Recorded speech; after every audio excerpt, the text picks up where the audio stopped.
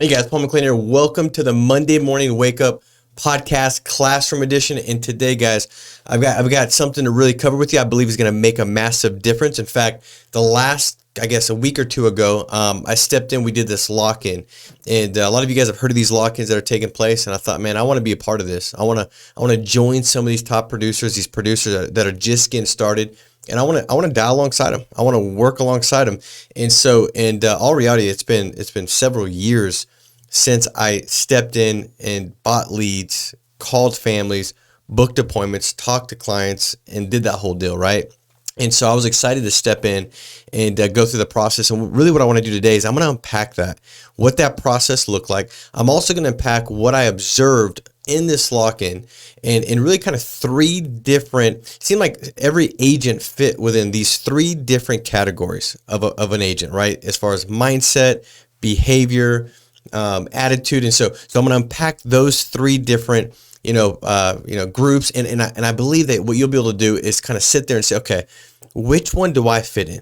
Right. And I'm going to go through like 7 or 8 different concepts and see, hey, do I fit into the group 1 with that concept or the group 3 on this other concept? And I believe this is going to really serve you well as far as heightening awareness and really kind of unpacking the commonalities of the top producers and be able to get yourself more in line with those that have crossed the path at the rate that you want to cross it. And so to me, when I got started day one of the things that I focused on was finding people that had massive success and just finding commonalities, right? And today we're going to talk about that. What are the commonalities of the top producers? Now, just to kind of give you my path to the lock-in and me preparing and getting all ready, it was to me, it was exciting to see how simple this process was. I'm not going to act like I walked up hill both ways in the snow, but it's just a different ball game. When I got going back in 2013, we didn't have a CRM. Right, we didn't have a lead vendor. We had a mail house that would drop mail. We had to pay for the mail,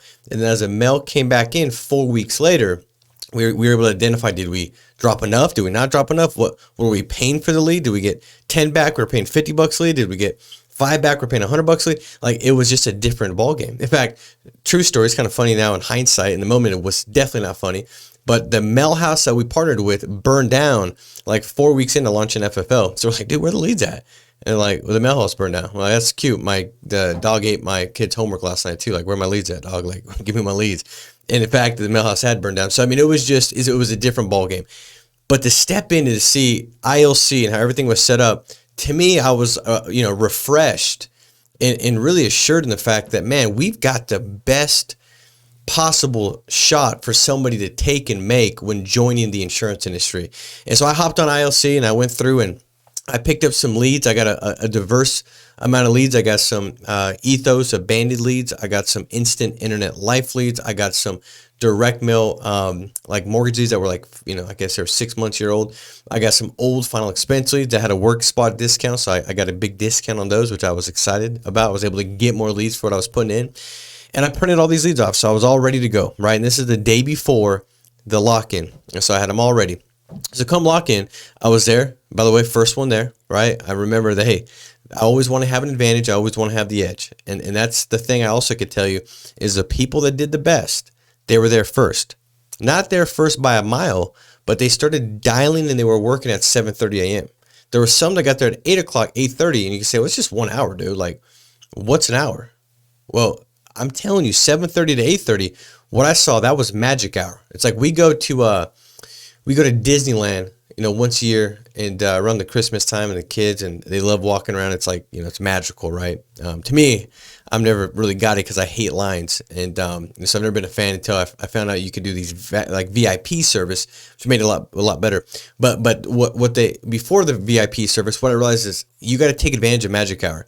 It's the first hour before everybody else can access the park, right? If you're staying at the Disneyland Hotel, or I think it's, what is it called? Hill, like the California Hotel or something like that. Anyway, but you stay there, you get an hour entry into the park early, and you get to see and do so much more in the same hour. So everybody else can say, man, I went for 8 hours. You went for the same 8 hours, but I got way more done. I went on way more things because I got there in an hour where most people weren't there. And I can tell you this much, that hour from 7:30 to 8:30, what I witnessed, that was the hour where more appointments were booked in that hour by far than any other hour throughout the entire day. And I'm talking from 7 a.m. all the way to 9 p.m. It wasn't even close. And see, to me, that reminded me of one of the concepts that I realized early on in this business is, man, I want to do everything I can to get the advantage and the edge. Meaning that I might not be the most skilled, I might not be the most talented, but if I can get the advantage, if I can have the edge, if I can build a deserve more. Like, man, I deserve more because I was here when nobody else was here. I deserve more. Then it kind of gave me some confidence to borrow from that. So I was more inclined to respond in a better way, a more charismatic way, a more caring way, a more way that, hey, I'm in control. I'm the doctor, you're the patient, because I'm the person who deserves to book an appointment. I'm the person that's here sooner, right? I always looked at it like, if I was in a foot race against, who's that super fast guy? Usain Bolt. He was quick. If I'm racing him in a 100-yard dash, like, I'm not confident at all. I'm like, I'm definitely going to lose. He's an Olympic gold medal. But if you're like, dude, you get to start on the 90-yard line. So I got to run 10 yards. He's got to run 100. I mean, dude, like, I'm cocky now. I'm like, I'm confident. I might run backwards and like make fun of him as I beat him because, like, dude, I got an advantage. And so the edge was important. So I get there 7, I'm ready to go. 7 a.m. I'm all prepared. 7:30, make the first phone call. And what I realized is this, like, the things that were true then, man, they're just as true now. Like, success leaves clues, and these concepts, like, they're like unmovable. They're not changeable. Like, they are what they are as far as being able to deal with people, connect with people. And I realized that even after a couple of years that clients had not come up with any new objections. Like, while we were getting better with our systems, our standards, our training, our programs, they weren't in the other room being like, all right, man, let's get these agents today. We're going to come up with a creative objection to really rattle them and mess with them. No, it was exact same objections then as it was now, right? And so I ended up getting on the phones. I called all these different lead types, which I was excited because my whole goal was I want to be of value to people. I want to be able to really help people. And the best way I can help some people is to remove some excuses, to remove some lies. Like the agent that says, man, this lead type, dude, they're not, these leads ain't any good. Or this lead, because those leads aren't here and those are no longer available, and they were not in the CRM, I had to get these ones, and these ones don't work out the same. And so I wanted to be the person that can help say, hey, I hear you. The only thing I can say to that, though, is I got a variety of different leads, and I booked appointments off every one of them. And so I sat there, and in the 1 hour, I booked 8 appointments, and they were from every different lead type. There was a couple from Ethos, abandoned leads, which I love those. My booking ratio was the highest on those out of any other lead type. Mortgage protection, final expense. I had an appointment. I had appointments booked from all different lead types. And so what I realized is it reinforced the fact that what we say is true, that a lead is a lead. It's not a lead. It's a family that's made an inquiry. It's a family that one or two things are taking place for that family. One, they have life insurance. And if they do, meeting with you, you could probably give them a better plan. In my mind, if they have life insurance, I'm almost more excited to talk to that individual because I know that if I can show them more value than what they're already paying, it's easy to get them to reposition it from here to over here. It's a no-brainer. There's no new expense, no new cost. It's just a simple repositioning. If this has high value, it's a no-brainer. And so if they have life insurance, I'm like, dude, I want to talk to them because I can do a review and get them a better plan. And if they don't have life insurance, then they desperately need it because one day something's going to happen. They're going to be driving down the freeway. Somebody that just got their license is driving down the freeway. They're texting and driving. They're not paying attention. They're going to hit them. And maybe that's the last day. Maybe the next knock on the door is not them, or the next entry in the door is not them. It's the officer that's holding that driver's license that says, is this your husband? Oh, yes, it is. Well, I'm sorry, Mrs. Smith. He's not coming home tonight. And see, that's going to happen, whether that's a car accident, whether it's a heart attack, whether that's him not waking up, but that's going to happen. So the best producers, they're aware of that. They're thinking about that. They're mindful of that. And as they call every single lead, they're not thinking like, this is an internet lead. Oh, this is a mortgage protection lead. They're thinking, no, man, this is a family. And almost visualizing. And the cool thing was I kind of fell into these patterns and the routines that I developed for over 10 years being in the top 10 producers for 10 straight years, I had these patterns that were just ingrained. And there are patterns that I didn't have day one, but I picked them up by watching top producers, and I started to emulate. Okay, I got it. They get there early. Okay, got it. They call the same lead 3 times back to back. Okay, got it. They have $1,500 investing leads. Okay, got it. And I started to pick those up. Okay, they visualize. They have a different approach on the lead when they call it, and it's because they see it as a family, and they go through this mental rehearsal of the client dying, what it's going to take place, and what does it look like. So when they call, it's easier for them to take the eyes off themselves, the need they have for a paycheck, the situations they've got going on personally, the issues and adversity they're dealing with personally, and put the eyes on the client. Because now when they look at this client might not be coming home tomorrow. This person is going to wake up without a spouse. And I'm called, it's my role, it's my job, it's my duty to go out there and serve this person with the service I have to provide with what they've asked for. It changes everything, right? And so a couple things now I want to kind of unpack as I looked around the room, right? There was 3 different categories I believe that every agent, every producer kind of fit in. And the reality is, as I built this business and as I went out there and produced, I was in one, I was in all 3 of these different categories many different times. So you might have one arm in one category and a leg in the other category, right?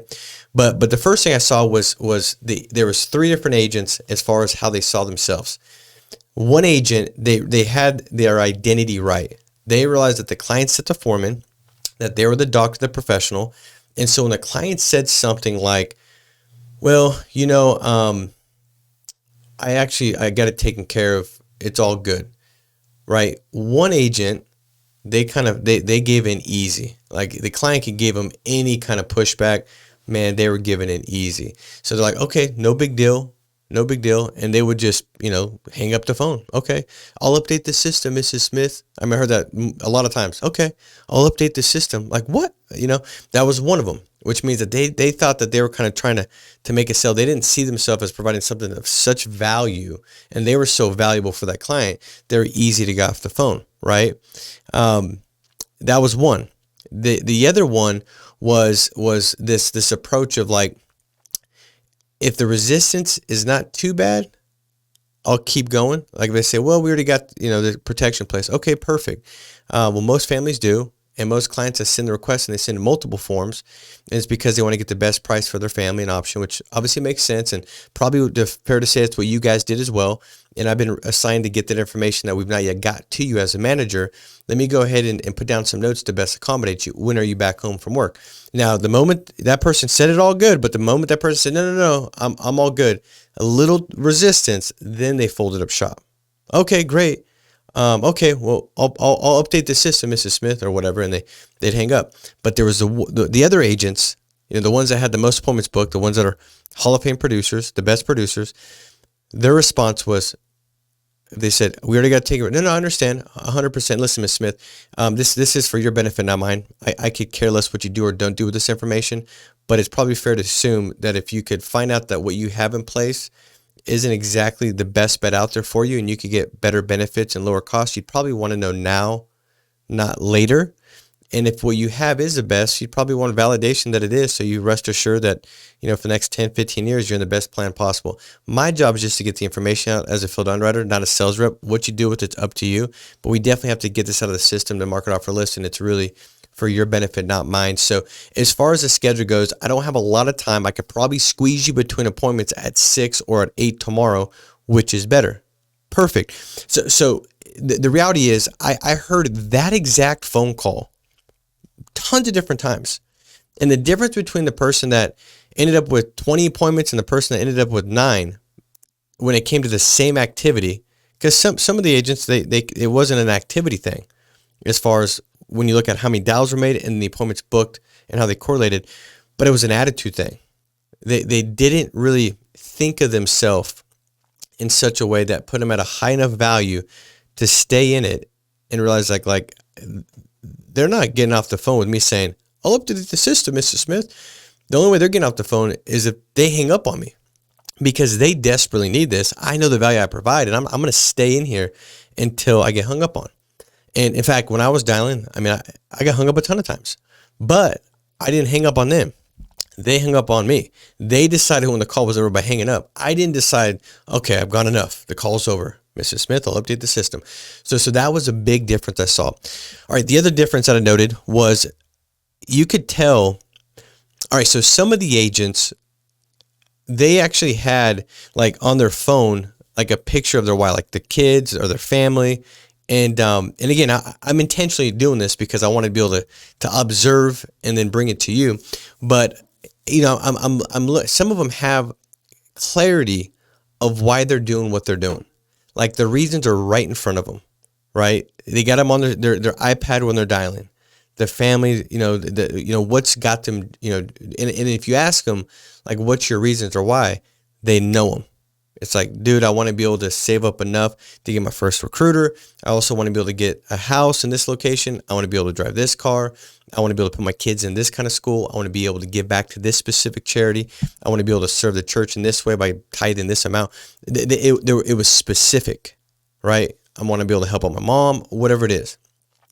That was one. The ones that were the best, they understood, and they actually had them in front of them. Not every one of them, but the top, some of them, they had it right in front of them, which made me think that like they don't just know it, why they're doing what they're doing. They don't just have a couple reasons, man. They got a loaded bag full of reasons, man, that really have them anchored to doing the right activities. They have them anchored to stay in and continue to push back when the clients get them pushback because they care, because they know that, hey, the extra mile, that's where all the success goes. It's what I give after I've given my all that matters the most.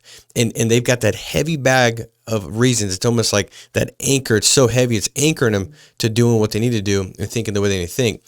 So I noted that. The other, though, they've got the others. It's like you can tell if they had like a big week last week, because then it was like this week doesn't have to be that big. Meaning that when things go better than they expected, then it's easy to kind of coast. It's easy to kind of just like, not that big of a deal. Maybe I'll take more of an exaggerated lunch. Maybe I'll be more distracted. Maybe I'm just going to make dials here and there. But it wasn't this all-out focus, this blitz to get the appointments booked, right? Where the other person with the clear reasons and why, it was almost like they knew what they were doing, and they wanted to get the job done so they can move on to the next thing, right? Like for myself, it was like once I hit 15 appointments booked in this dial day, I've now earned the right to go recruit. And recruiting is going to allow me to eventually get out of these dial days because I'm going to have a passive income derived from the business I built through recruiting. And so it was just being able to put and pre-decide, like, okay, once I hit this, then I'm going to move to this. And this, let me remind myself of what this means. And while it's worth it to not just procrastinate and be 80% in, but be all in, right? The other person, it was like no clarity, right? It was kind of like social hour. And be clear, I shut it down, but like it was like social hour, like just, hey, how's it all going? Just laissez-faire, no big deal, right? Almost like they had no reasons, no why. Like, hey, if I could just make a sale or two and just survive, if my nose is like a nose hair above water, man, I ain't drowning, baby. I'm still alive. Like that was kind of the difference. So those are kind of the three different, people, the groups that I saw fit in. The other was like, and this is what I realized is there's comparing. It's hard not to compare, but what I realized is what are you comparing to? So one group, they compare to like the other low performers, right? So if you're doing the leaderboard and you're marking how many appointments are booked, Bob books 2 appointments, and now he's not dead last. He's got Billy beat, and he's like, yeah. I got you. It's like, dude, you're comparing yourself to somebody that's actually not working at all. Like, I think he's watching Netflix over there. Like, what are you doing? Right. So the comparing is more to like those that are below where they're at, like the bottom of the bottom. Right. The other compare to peers, right? Like they're battling their, the peers, like, how they see themselves currently and who's competitive around that. So if I'm the person that typically comes in like 4th or 5th on a dial day as far as appointments being booked or what have you, then that's what I'm going to compare myself to. But the others were comparing themselves to their potential, right? Like, am I getting better? Am I progressing from the prior week? Right? They were just intentional, nonstop. You say, Paul, how do you know that? Well, as I'm sitting there, I'm watching. There's some agents that they've got 2 phones they're dialing with, right? So they have 2 phones and it's nonstop. And I'm like, dude, you've always dialed with 2 phones. He's like, well, no, I had one, but I was using a phone burner, but now I'm going to use, no, he said Ringy. I'm going to use Ringy with this phone. And then with my other phone, I'm going to call the other leads because that's going to put me in a position where I can get more families called. Like progression, like getting better, being all in, comparing yourself to your potential, not to the peers or people below you. The other thing I saw was where the ownership of results, the ownership of outcome. So one group, it's like it's the lead's fault, right? Or what did one guy say? He said it's difficult to go out there and hit the goals I've got. Because I said, where are you at tracking with your goals, man? Like, are you on pace? We're now in February. Like, where do you stand with that? He's like, man, it's difficult to hit your goals when you only book 2 appointments on a dial day. And what I realized is that he told him, like, he had a couple bad dial days. And once he had that, he told himself, like, that's the normal expectation. So his expectation originally, I'm like, what did you expect originally? He's like, well, dude, originally I expected to book 15 appointments. Now, be clear, he didn't have enough leads as we unpacked, like how we got started and all that. Like, it was for different reasons like that. But once he had an experience a couple times, instead of, figuring out how to change the experience, how to get better, how to grow, how to get uncomfortable, take responsibility and move up, the response was, oh, this is just what I get. So let me lower my expectation to what I'm experiencing because, dude, at least it feels better. At least I can kind of go through the dial days, not feeling like I got to get uncomfortable out of sorts and do something about it. Like, at least that's, and so what I realized is, man, a lot of and this to me is the biggest reason why somebody doesn't go out there and hit a new level with booking appointments and success as a producer is they start buying a lie about the leads. They start thinking like it's the people's fault. Now, be clear. I remember for a period of time as I got started in the business working nothing but mortgage protection leads, that if the client was over 75, I'm not selling that. Like, they're not going to want to, pay $800 a month or whatever because their mortgage is $500,000. Like, I'm not going to close that because I convinced myself of that. You want to know what I closed on those? 0%. Didn't help anybody. But the moment I sat back and thought, man, that's a lie. Now, I'm believing that lie, and I've rehearsed that lie so much that it's almost like, I believe it's true. And it's affecting me as if it is true. I mean, I'm going out there and I'm finding evidence to support the verdict I've already come to, which is these leads or this type of lead, this older client is just not going to buy. And the funny thing is now, if you ask me, Paul, if you could pick any lead that's out there, you can get as many as one lead type, what would that lead type be? To me now, it would be the very lead that I convinced myself was the worst one. I mean, I'd tell you, give me all the clients from 70 to 85 mortgage protection, because I could go out there and sell them equity protection, paint the picture. I could build myself in such a way that I'm there for them. I could use, before it was the whole mortgage was so much, and they say, man, I don't want to pay that much, or I don't only want 20,000. Now I'd either get it's too much, or I don't want just 20,000. I want the whole mortgage. But I was able to use all that to really show them that, hey, most clients in your situation at your age, man, you're not 35. You don't have 5 kids like me. You don't need a big plan. I mean, really, every client I sit with in your situation, man, they're like, Paul, I'm on a fixed income. And so I just want to make sure that it's affordable forever. If it's affordable now, it'll be affordable forever. I know exactly what I spend, what's going in and out. And Bob, what most clients do is they look for a plan that's going to bridge a gap, protect the equity in the house, give your spouse the time to mourn, to grieve, to recover, to move forward, and figure out what the next best move is. And that's what about every client I sit with is looking for in your situation, is to protect that 100,000 in equity, so that way it doesn't become a hardship or your spouse doesn't lose it because they can't qualify to refinance, so your income's gone. So that's what they're all looking for, just a plan that's affordable to bridge the gap. Does that kind of make sense to you guys?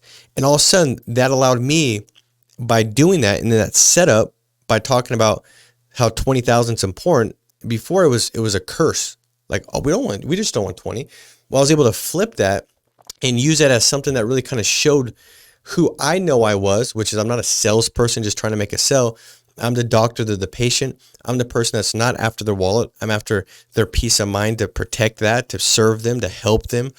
And so it changed everything. So what was against me, I ended up using it for me. So what I realized is that a lot of these producers, they've told themselves these lies, right? and see what I would encourage everybody to do is say, hey, what have you told yourself that's limiting you? So one thing that I asked myself was, does this thought line up with success, my desired outcome, or does this thought line up with failure? And if it lines up with failure, the question is, how must I see this to get it from failure to success, right? It'd be like me before I drive up to, mobile home parks during appointments. And I'm thinking, like, they ain't got no money. They're probably gonna, I remember knocking on doors and, the lady's mustache was thicker than mine. You know what I mean? And then the dude shows up. I'm like, all right, this is it. I'm, ping my location to my wife, like, babe, they're gonna take my kidney. Hopefully they don't take both. But, and I would tell myself, like, oh, they don't have any money. And the reality is, they wouldn't, because I would communicate in such a way that showed such little value that they would always be like, I can't afford it. And I would justify, like, okay, got it. But the moment I put it a different way to myself and said, man, this family, if it's tight, dude, they can't afford not to have this. The last thing they need is they lose somebody. It's already tight. Now they're trying to figure out how to bury their loved one. Like, I got to make sure I communicate in such a way where they understand that this has to be put in first, and then things have to move and fit around it, because this is essential. This is unmovable. This is something they have to have. The moment I told myself that story, all of a sudden that became, my ability to serve families in different mobile home parks and stuff, it went up significantly. So just the way you put it. So I realized that the top producers, right, they don't justify, they take ownership. They don't think it's a lead. They say it's on me, right? And I always ask myself, like, man, if Steve G sat down with them, he'd have closed them. If he called him, he'd have booked him. So what do I think he would have said? How do I think he would approach it? How do I think he would have handled it? And I used to do that all the time, man. If it was a top producer, I'd always think, like, how do they deal with it, right? Next thing is this, consumption. So like at lunch, right? The ones that just below average, dude, they'd just hang out, go on their phone. In fact, they'd be distracted throughout the entire day, kind of checking their phone. Lunch, it was almost like prolonged, hanging out, wanting just to kind of do nothing, didn't see the phone on their ear. The most productive ones that booked the most appointments, man, at lunch, they were eating pizza and watching a podcast and eating quickly so they could get back on the phones. They were consuming good stuff that would help reset their mind so they could go out there and elevate to the next level when it came to the next block of hours that were set aside specifically to dial. Where the other ones were just like consuming just nonsense, right? It was just non-intentional. They were kind of moved by what they felt like doing. In fact, that would be another thing. I think the underperformers were just what they felt like doing. Well, I wonder what the weather's like. Is it going to snow this weekend? I wonder. I wonder what's on. I wonder when's the next the Yellowstone? When is that coming out? And I mean, I don't know what they were actually looking at. It's just what I'm coming up with in my mind. But they're on their phones, like Googling stuff. Look, I mean, I'm looking. They can see me. I can see them, right? And so, but the top producers, man, it was just nonstop, all in, seizing the moment, making it matter, being all in, being focused, right? And see, they weren't moved by feelings. They were moved by pre-deciding, when I go into dial day, this is what it's going to look like. And those were kind of the three groups. One were being moved by feelings. The others were moved by, like, what was urgent. I got to check emails. I need to call back. Oh, Brian called me. Who's Brian? I don't know who Brian is. But Brian called me. I got to call Brian back, see what he's doing. It was just moved by things that seemed urgent but weren't that important. But the top producers, they had pre-decided, like, man, when I go in, I'm going to be focused. I'm going to have everything planned out. I'm going to make sure that I get the job done. If I'm having enough people not picking up, and I'm going to go buy more leads. They've already pre-decided what it looks like. Man, just like in the field, if I get a no-show, I'm going to pull over, I'm going to dial and book those appointments in, right? Or, man, if my 7:30 or 8:30 appointment doesn't show up, I'm going to pull over and I'm going to dial and fill in some, double book or fill in the gaps for the next day. So that way I can make sure that I've stacked the deck, because, man, I just, one of my non-negotiables is I have to be out in the field until 9:00 at night, right? They have they've pre-decided what their response is throughout the day. So they're more in line based off how they've seen it. They've pre-decided, they've thought about it. It's forecasted. There's forethought. So when that event shows up, they're more likely to make the right choice. The hard right opposed to the easy wrong. The easy wrong is what I feel like doing. I feel like doing this, I feel like doing that, right? Next thing is this: they had this mindset that was so there's three different mindsets. One was closed minded, right? Like they didn't even want advice. They don't want to hear it. They don't reach out. They're just closed minded. Like it's just weighted. I don't want to open my mind up because then I might have to take responsibility, accountability. Closed minded. The other one were open minded until like success happens, right? I'm open minded until I have a successful week, a successful month. And then I'm closed minded and I'll just repeat that same month over and over again, have no real progress or growth because, it is what it is. The others were open minded, coachable, wanting feedback. What do you think? What can I tweak? What can I adjust? And they're open minded to feedback of those that have gone the way forward that could say, hey, man, put your feet here. Let me illuminate the path. Let me throw some spotlights on it so you know more likely where to step, right? Because you feel like you're kind of walking in a dark place. Why am I getting this result? Why am I getting this outcome? Let me turn the lights on for you, bro. Let me help you out here. They were more open minded. They're more coachable. The other thing is this: there was two people. One that, man, you could just tell that their emotions were based off of the result, not the activity. Like one of the guys, man, he didn't care what the result was, man. He's fired up because his activity was high. Man, he was just in it. You could tell he was all in. He was focused, which builds this good feeling about yourself, knowing that, hey, man, I'm not distracted. I'm focused. I'm in the zone.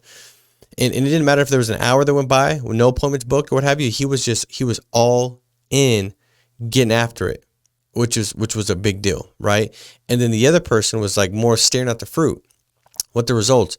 The results weren't going that good, man. It's just negative. And so the appointments that they would book, they wouldn't book. They would have booked, they don't book because of the way they are emotionally, right? They're so emotionally high that they're not grounded, so they don't handle the objection with the right transition, with the right speed, with the right tonality, and they mess it all up, right? And so they don't focus on the root, they're focused on the fruit. And so I saw that was a big deal too, as far as the process. Like they were focused, and I think this is such a big point as well. It's like, I remember my daughter walked into my room the other night and it was like, 12 o'clock at night. And we tell them like kids can't have candy after midnight. Or not after midnight, I'm sorry. That'd be terrible parenting. All right. They can't have candy when they go to bed. This is midnight. My daughter Parker walks in and she's got a lollipop in her hair and she's freaking out. She's swinging her head back and forth. Every time she swings her head back and forth, the lollipop pops smacking her in the face because it's stuck in her hair, right? And I think it's hilarious. I'm like, what are you doing? Like, stop moving her head. She's like, she's crying because she's hitting herself. My wife, she thinks that like, she's like, oh my God, like there's a lollipop in her hair. And the way my wife responded was as if like she was visualizing my daughter being bald. Like, oh my God, we're going to have to shave her head, To me, I'm thinking it's funny because like the process is the same. Like you're going to go stick her in the shower, rinse her hair out, put soap in it, the lollipop comes out. And I realize that, a lot of agents, what they'll do is they get like a lollipop stuck in their head. They get a no-show, a chargeback, a no-sell. And they're so focused on that which is easily to remove, they let that hit themselves in the face and beat themselves up, opposed to just focusing on the activity. And see, what I realize is top producers, man, they don't get stuck on what's stuck on their head or a short term of outcomes. Man, they realize that, hey, the process will prevail. That if I got that stuck, well, good, right? That means maybe I'll wash a little harder this time. Maybe I'm going to book a little bit more appointments. Maybe I'm going to be more intentional. Maybe I'll make some adjustments. Like they level up and realize that the activity is going to solve it. Activity solves most all problems, right? And so the process, I believe, was an important thing as I watched is the ones that were the best, man, they didn't get too high to get too low. They were just focused on the activity. All right. Last thing is this. What I saw on the phones were a couple main points throughout it. One was the agents that did the best when they communicated on the phones. It was about the client. It wasn't about them. And they would go back to the client's why. Like most clients that send this request back in, it's typically for the same reason. They want to make sure that when they die, that there's no financial burden or hardship for their family, that it's taken care of, and they have that peace of mind. Is that pretty much describe what you had in mind as well? They would say little things like that to get the client to be to focus back on the fact that this is for you, not for me. This serves you, not me. This is for your benefit, not mine, which was a big deal. Also, they would do little takeaways, right? So it would be something like, well, listen, I don't actually have a tomorrow, but I'll have more time, on Friday or whatever. Or, I don't have a 5 o'clock, but I can squeeze you between appointments at 6 o'clock. So there was just a little bit of takeaways. Or, client would say, well, can you just give me the price or whatever whatever objection they hit him with, and they could go back and they'd say stuff like, that's a great question. Now, just to see if we could even get you qualified before we get ahead of ourselves, have you had cancer, heart attack, or stroke? And they would use little things as a takeaway. The other thing is they use, the whole herd concept. They say things like, listen, Bob, right now we're really overwhelmed and inundated with the amount of requests. And so I'm going to do my best as a manager to get this information out to you and get you put into the schedule. But I'm not sure that I can. But let me get your schedule and see how I can accommodate. They're basically in essence saying, man, there's a lot of people. Everybody wants this. I'm going to do my best to get it. So it's kind of like a takeaway, and also including in the herd that you want to do what the herd's doing. Everybody wants to protect their family, right? And so they used quite a bit of that herd concept throughout the entire thing. Every client that sends back the request, they're typically looking to make sure they're protected. So they would use things like that. Most clients in your situation, everybody in your situation, we're really behind. I'm going to do my best to help you out. I'll have 16, 17 appointments tomorrow, Bob. So the only thing I really do ask and expect is that you give me a window between 6 and 7 because of that. Is that fair enough? Yeah. The whole herd concept. Okay, perfect. Bob, based on my schedule, again, because we are behind, we have a lot of families to see tomorrow. The only thing I really do ask and expect is that you definitely make sure to be there for me tomorrow. Is that fair enough? Yes, it is. Great. And now you're using that rule of reciprocation when people want to, or consistency, the rule of consistency. They want to be consistent with what they said they're going to do. So I got them to vocalize, yes, I will be there. They're more likely to be there, right? Urgency as well was a big deal. They've only got me dispatched out to the next couple of days, kind of helping out. Now, this still translates. You say, Paul, I'm doing telesales. It translates the same thing, right? Hey, right now is not a good time. Okay, perfect. Well, listen, Bob, right now we're really inundated with the amount of requests we have. And because these are all done over the phone now, I'm on the phone, from 7 a.m. to 9 o'clock at night. My suggestion, because I know it's important to you, is I've got you now. I don't know if I'm going to be able to get back on to help you out. I'll have about 10 minutes to go through this with you real quick. The main thing is urgency, right? No different than, saying, all right, perfect, Bob. Can you call me back later? I'm running out of the door. Great. I'm actually leaving the office myself right now. The purpose of my call was just to set up a time to get back to you because I don't have any time now. What time are you typically, in the door from work? After 5, after 6? 6. Okay, great. I don't have a 6 takeaway, but I can put you between appointments, it looks like at 7. Any reason to believe that you wouldn't be home at 7 o'clock? Right. So they use urgency to build it up. And then also the last thing would be they didn't use any risk or they took away the risk. When value is high and risk is low, people move forward, right? Especially if they're already raising their hand and saying, I'm interested in this service and what you have to offer. The no risk is saying like, listen, Bob, whatever you do with the information, man, it makes no difference to me. My job is just to get it out to you because you requested. I know this is probably important for you.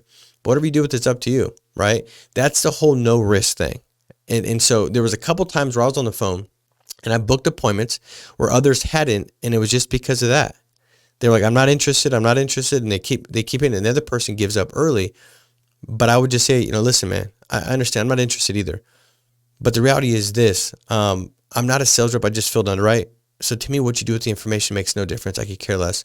My job is just to get it out to you. What you do with it, it's up to you.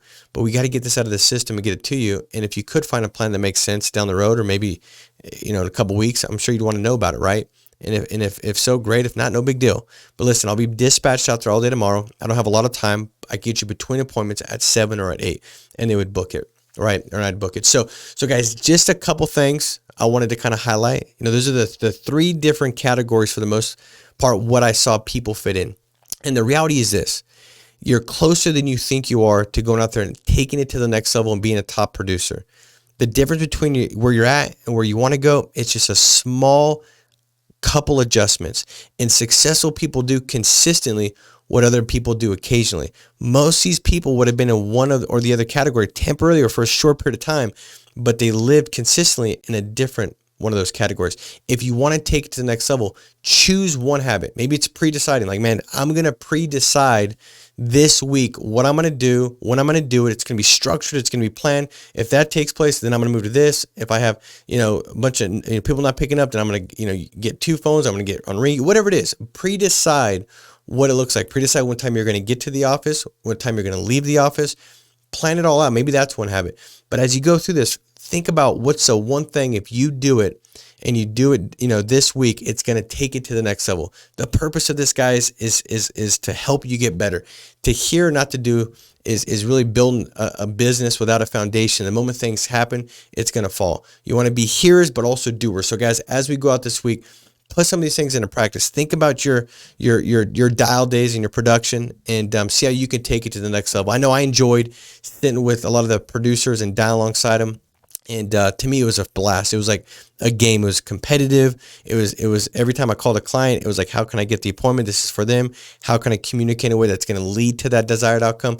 It was a blast. So guys, I know sometimes you could think, man, it's dial day. Find a way to manipulate yourself in such a way where you go out there and you enjoy it and you get the most from it. So guys, I hope this helps. Make sure to comment, like, subscribe, and share this. Maybe there's somebody out there that if they hear this podcast today, they'll be able to tweak, adjust, make some modifications on the phone and the way they run their dial day, and it'll take it to the next level. So guys, make it a massive week. Be strong, stay steadfast, and we'll talk to you soon. Take care. Bye-bye.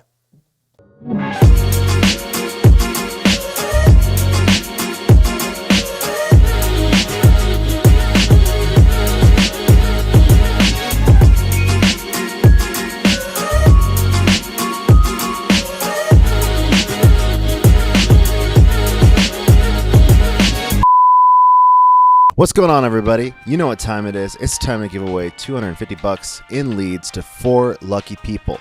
If you commented on last week's video featuring Rami Hamadi, you're automatically entered to win. So leave a comment right down below so you're entered to win next week. Without further ado, let's see who our first winner for this week is.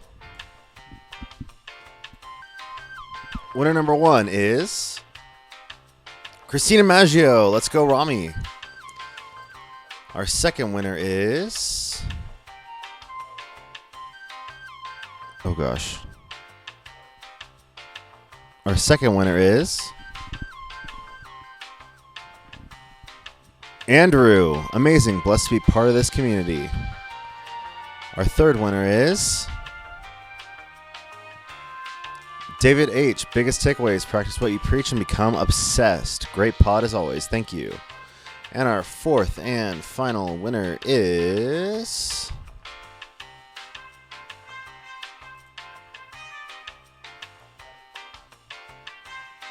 A Wrestling. You are never going to get where you want by default. It's got to be by intention. Great wisdom. Thank you. Guys, it's that simple. Just leave a comment right down below and you could win some free leads, which is amazing. It's a great thing that you need for your business. Leave a comment down below on this video and every video, and we'll see you next Monday. Take care.